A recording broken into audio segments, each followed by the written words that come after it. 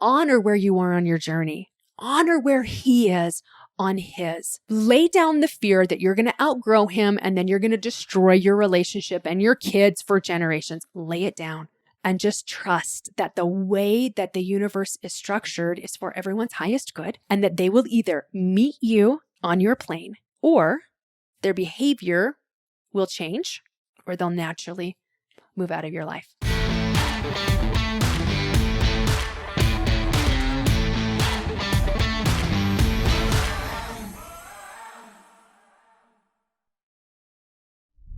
Hello, prosperity seekers, and welcome to another episode of The Prosperity Approach. I am your host, Allyson Chavez, and really excited for this next series of episodes where we're really going to dive into prosperity in relationships. And how do we have and utilize the prosperity approach in relation to our relationships? You know, I've talked to so many people, hundreds and thousands of people over the years. When they start learning how energy works, how vibration works, how mindset works, how powerful our thoughts are, how we actually create with our thoughts and our emotions and our beliefs, and those literally create our reality. And so many people just pick this up and they want to run with it, and then their spouse isn't on board. And so I hear the question like, how do I change them? Or how do I get them to see things my way? Which is just the polite way of saying, how do I change them? Or how do I get them on board? Also, like, how do I get the negative people around me to not like kill my jibe, right? Kill my vibe, right? Like, how do I stay positive when I'm in this sea of negativity and people around me, either coworkers or family or your spouse or whatever, are, you know, belittling or mocking you a little bit, or like, I don't want anything to do with that because that's just corny and hokey and all of that. Like, how do we do that? How do we navigate through that? But really what it comes down to is this thinly veiled, how do I get them to change? And how do I get them to see things my way? Because like, here's the thing, as you're learning these things and as you are shifting the way that you're approaching life, life is shifting how it's showing up for you. And it feels so much better. There's so much relief there. You're opening up to possibility and you're allowing yourself to dream. And what happens when your husband or your spouse, your partner, I'm just going to go with spouse. How come you're like, what happens when your spouse won't dream with you? And sometimes they're just dream killers, not because they're evil or wicked or horrible or any of that, or that they delight in dragging you down, but they want to ground you in reality. Right? And they want you just to like see the truth of the matter. And the fact of the matter is this. And it can be very difficult at first. It can be very intimidating at first. And so I really want to just like expand this conversation over several episodes about having really prosperous relationships. And let me preface this by saying I'm not a psychologist, I'm not a therapist. And I have a very healthy relationship with my husband. And so like, we don't have addictions that we have had to work through. We haven't had abuse that we've had to work through, not in our own relationship with each other. And so I understand that having an addiction is a completely different dynamic to a relationship, abuse of any kind. And I'm sensitive to that. And I'll speak into that perhaps a little bit in this episode, but in other episodes that we're talking about relationships. But this is prefaced with the fact of like, I'm talking about two relatively emotionally mature and stable people. All right. And if you're in a relationship that is wildly dysfunctional or is abusive, it doesn't mean that this isn't going to work for you. It means that there's going to be maybe some other workarounds for you, or there's a different dynamic that it is required for you to work through. All right. And so I just want to address that first and foremost.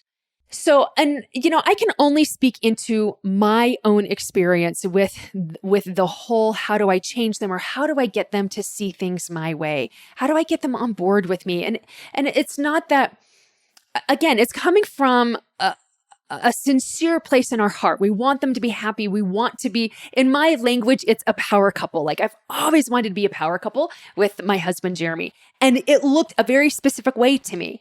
And he was not on board with that way of being a power couple. And so like over the years, we've been married for 24 years. And over the years, we've been able to like evolve and morph what a power couple is to us and what it looks like for us. And so again, I'm just going to speak into my own experience.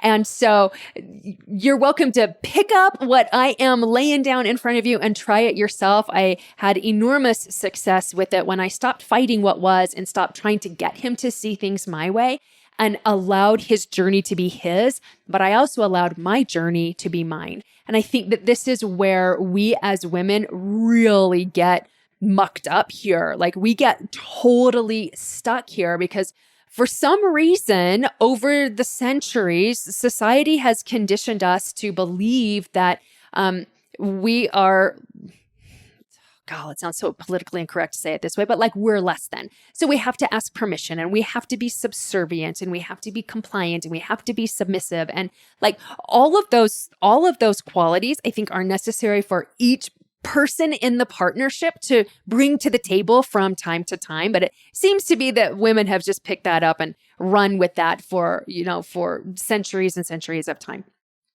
And I used to do that as well. If Jeremy wouldn't dream with me, then I just can't dream. And I would always honor where he was in his journey. So if he was in scarcity and if he was in fear and if he was in doubt and disbelief, I honored that. And I fed into that. And we had conversations about how hard life is and how we can't do anything until things change. But I wouldn't honor where I was in my journey. And I didn't honor where I was because I was afraid. I was afraid that if I continued to grow, that I would outgrow him. And, and please understand, this is not about me being better than anybody else, but we've all had relationships that we have outgrown. We're just expanding more and the people, whether it's a girlfriend or whether it's a family member, sometimes it's a spouse, and the relationship is no longer serving either partner. And so you separate. And so my fear was that I would outgrow him and then the relationship would stagnate and then we would end up divorced. And I couldn't deal with the idea of being divorced. So it was much easier because I was also conditioned in fear to just dive into that and dive into this little tiny existence and making do with what we have. And someday we'll be able to do it, but we can't do it now. And then I would dive into that doubt and that fear and that let's not change anything quite yet mentality, that wait and see kind of mentality. I dove into that. And then I kept learning. I kept growing because I was just fascinated. I was so fascinated by the whole idea of mindset and our thoughts and then energy work. And here's the big thing about energy work. I was very, very attracted to that. Energy work sang to me. Now there's so many modalities of energy work out there that, there's Reiki and there's sacral cranial and there's simply healed and there's we can go into more Chinese medicine of like acupuncture and acupressure and, some of those things that are more in like the naturopathic way. But I was just fascinated with like the idea of how energy moves and how we can tap into energy. And the modality that I actually created is called energetic connections.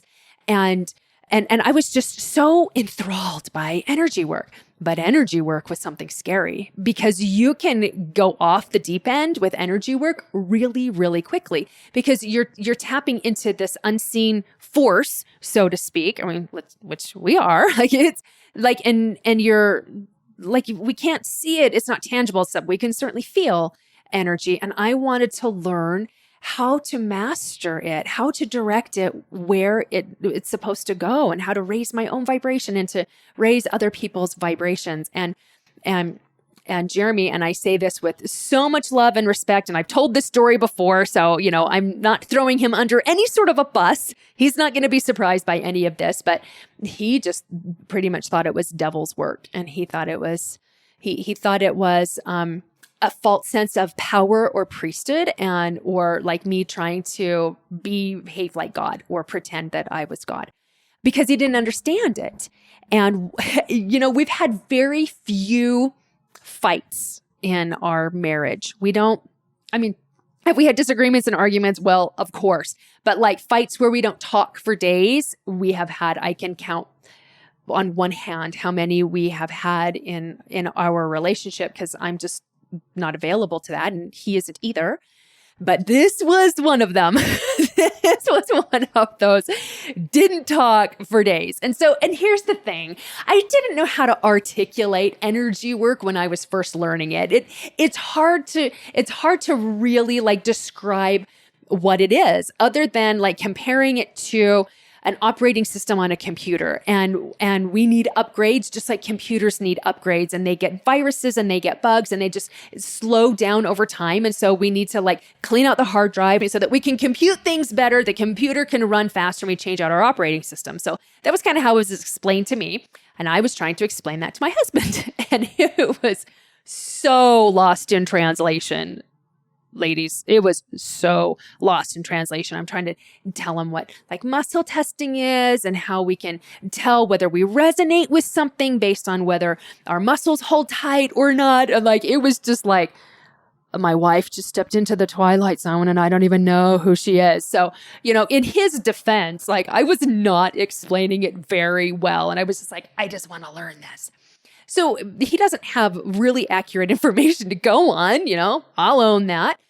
And it just did not sit right with him. And we were having this conversation. I wanted to take more classes. I wanted to learn more about it. And he looked at me and he said, we were starting to have an argument, starting to get pretty heated. And he said, you know what? I never thought that we would ever fight about religion.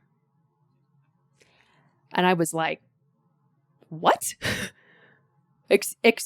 Excuse me? Wait, I didn't know we were talking about religion right now. And for those of you who know me at all, I make no bones about it. I'm a God girl. I'm a Jesus girl. I'm very religious. I belong to the Church of Jesus Christ of Latter-day Saints. I've been born and raised in that religion. My faith is part of me. It's very, very important. And we've raised our children up in the gospel of Jesus Christ. And I was highly offended that he would play we're fighting about religion card, because my testimony was still intact and my belief in our teachings were still intact. I'm like, why? How are we even talking about religion? And he was like, we don't know what this is going to do to the kids. And I was like, really? You think that I would introduce something that would be harmful to our children? Like, like Mama Bear was offended. And I remember telling him, well, I don't know what the hell that means, but this conversation is over. And I turned around and walked away. I was so mad. And for the first time ever in our marriage, and this was in 2011, so this was 10 years ago, I threw his pillow and a blanket out of our room and down the stairs so he could sleep on the couch. Like I was having nothing to do with him, because I was so upset. This conversation was when I really wanted to just start learning about this. And in Jeremy's defense, like there are a lot of people, and energy work can get really woo-woo really fast. It can get really weird really fast. It can get like super mystical, and like we don't believe in past lives or reincarnation, but like energy work can go there, and like, 15 lives ago when you were an Egyptian cat, like it was like, it can go really, really weird. And people like will leave their religion and that they'll just connect to the divine rather than God. And their journey is their journey. So Jeremy is like thinking about like, oh my word, my wife's going to be like the neighborhood crazy lady, and she's going to wear turbans and muumuus and big, huge hoop earrings. And I could understand that fear, because that is, energy work was not mainstream like it is today. But I also knew that my heart was calling me to this, it was calling loudly. But this was not worth upsetting my marriage at the time, because remember, I was afraid. I was afraid that if I learned too much and I grew too much, I would outgrow him, and then I would dissolve the marriage, and then I'd have my children would be in a broken home, and like I was just, going to all of the logical conclusion that happens if you honor your journey and honor somebody else's journey. And so, you don't know what you don't know. And I look back at that version of myself with compassion and with a sense of humor, but I just shelved that conversation. He did end up apologizing in an interesting way about 3 days later. And he's like, well, I still stand by what I said, but I know that I offended you and I'm sorry that I offended you. And I was just so happy to that we were talking once again that I was like, okay, I'm just going to do this on the side and not really tell him about it. That's not how things are meant to play out. Not when you decide that you are an empowered person and that your journey is just as valid as somebody else's journey. And what I had been doing, unbeknownst to me, was making me right and him wrong. And as I continued to do this on the side and on my own and not talking with him about that, I was just learning so many wonderful things. And I thought, you know what? Nobody has to be right or wrong in this situation. He is where he is, and he's taking his journey at the pace that's right for him. And that is okay. And I'm really good at honoring that. And women are really good at honoring that with their spouses. We're not so good at honoring where we are and in our journey. And so I came to realize my journey is going to look different from his. Because before I was a wife and before I was a mother, I'm an individual. I'm a person, and I have dreams and I have callings that are still there, even with being a wife and even with being a mother. And it is, in my humble professional opinion, my sacred duty and obligation to answer those callings and to fulfill different missions that I am here to do. And it's being a mother, and it's being a powerful wife, and it's being a powerful mentor and helping people understand how to end the struggle. And I'm here to bring joy to the lives of millions of people around the globe.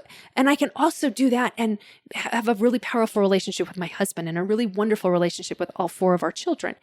But it wasn't until I started to honor my journey and my pace, and I wanted to go faster. And my heart kept calling to me, was actually singing to me. Now, I'm a singer. And if you're wondering, I have been told I'm Ariel in her 40s, and I totally claim that. I'm like Ariel in her 40s. If you join my prosperity experience free online challenge, I sing one of Ariel's songs in that challenge. Spoiler alert. If you like the conversation here, come have a deeper one with me in my free online challenge. You'll get live coaching from me as you discover how to achieve success without struggle. For more information, go to prosperityapproach.com/challenge or stick around to the end of the episode. I realized my journey is mine, and I'm meant to take my journey, and I get to go as fast or as slow as I want, the pace that is right for me. And Jeremy gets to be where he is, and I get to be where I am. And so I started to honor that call. I started to honor that singing that was that siren call. It filled me up.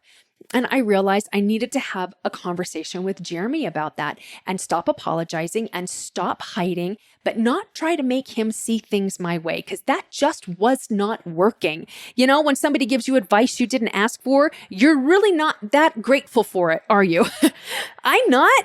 He wasn't either. When it's you know what you should do? I'm like, don't tell me, because even if it's the greatest idea in the history of ideas, I'm not going to do it because you're telling me what to do. We all like our autonomy, and we want the idea to be ours, or at least the permission granted for somebody to show us perhaps a better way to do it. So I had a conversation with him, and I'll be honest with you, I stacked the odds in my favor. And so I loved on my husband real good so that he was in a really great mood. And then I was like, you know what?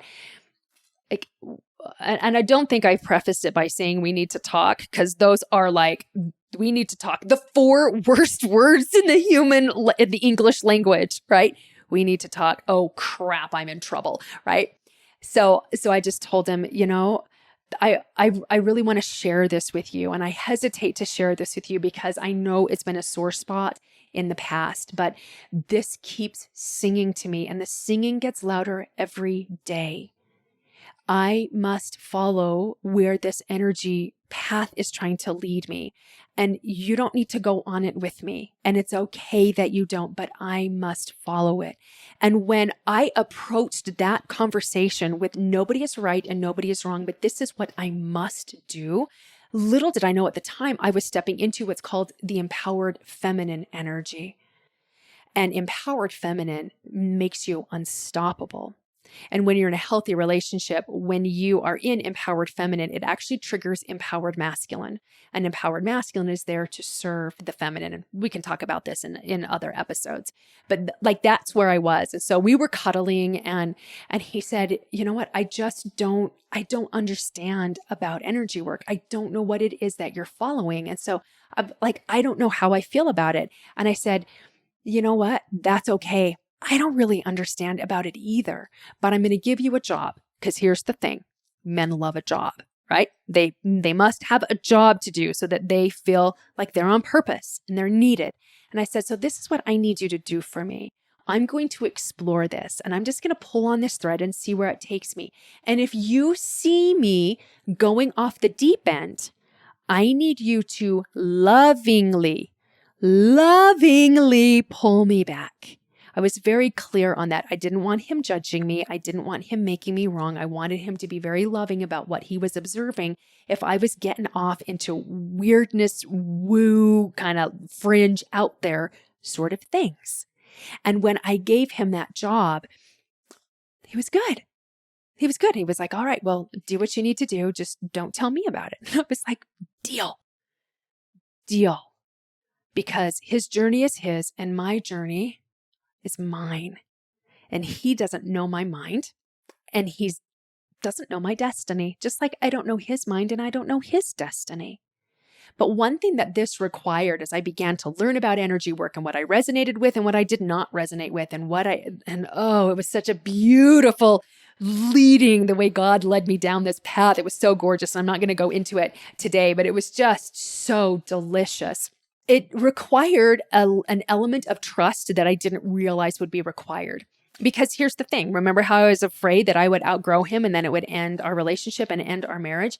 I had to trust that as I followed where my heart, my intuition, where the spirit was leading me, and I was feeling better and I was thinking higher thoughts and I was just like life was opening up and there was a brightness to me that was not there before.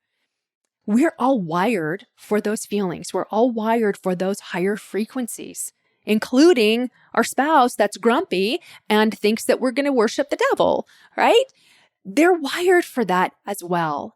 And so as he saw me do that and just like naturally feeling better, talking better, like you feel it, you know, when people are positive and like you really want to be around them, he felt that. But I made it okay that he was where he was. And as I continued to learn, and as I continued to grow, my language naturally changed. I started talking about things that I was grateful for. I started talking about my angels and how grateful I was for them. And I let him rib me and I let him, tease me and didn't make it into anything that it wasn't. He didn't want me to share with him the things that I had learned. And that was okay. Like 100% it was okay. What I ended up doing was I made it safe for everybody to be where they were, including me. And I remember one time we were driving together. Jeremy was driving and we hit a green light. Now, in the past, whenever I would hit a green light, I'd be like, oh, we got a green light. Thanks, green light angels. Because I just started seeing angels everywhere because it sure made me feel a whole lot better than feeling like I was completely alone and nobody cared and I had to figure this life out on my own, right? So I was like, maybe I'll do a podcast on angels and how they work for me. Anyway, I would just thank my angels for everything. So we hit this green light and Jeremy's like, hey, thanks, green light angels. And then he goes, oh man, I'm starting to sound like you. Like it was a bad thing. But I know that he was just like teasing and I just giggled. I was like, yep. And that's the way that it was. And it was funny because when I learned the first modality of energy work, he didn't want to hear anything about it. So I came home after a week-long training and I didn't tell him anything about it. I respected that he really wasn't interested and it was okay. I wasn't wounded. I wasn't offended. That was not his path quite yet. It was fine. It was mine. Everything was great. And so then when he would mention it, he would first started talking about voodoo. So how's your voodoo going? You practicing your voodoo? And I'm like, yep. And I love it. So great. Learning so many things. It's so much fun.